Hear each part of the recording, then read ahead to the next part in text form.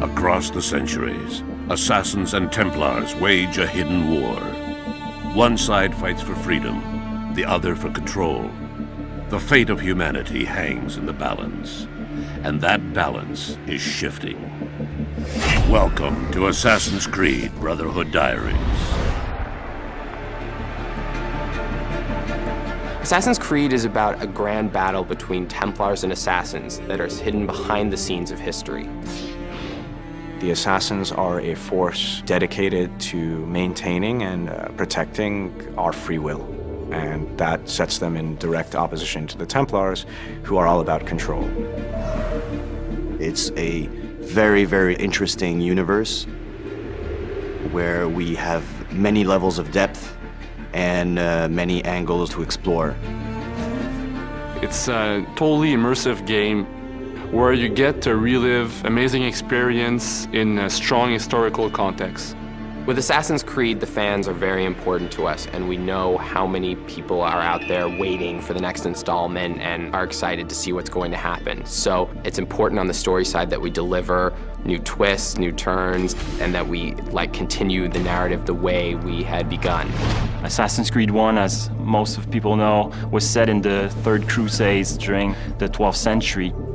Assassin's Creed 2 was set in the Renaissance. This time around, we are going to focus especially on the city of Rome itself and on the life of Ezio, the second part of his life where he decides to build a new order, which we call the Assassin's Brotherhood.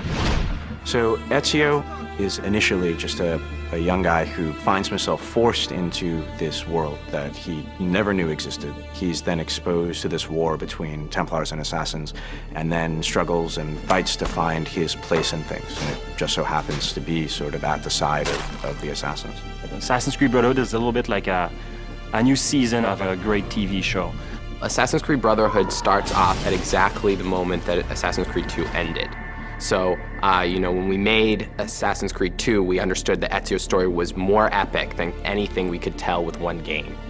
And this time around, what we wanted to give the players is the fantasy of being leader of an assassin order.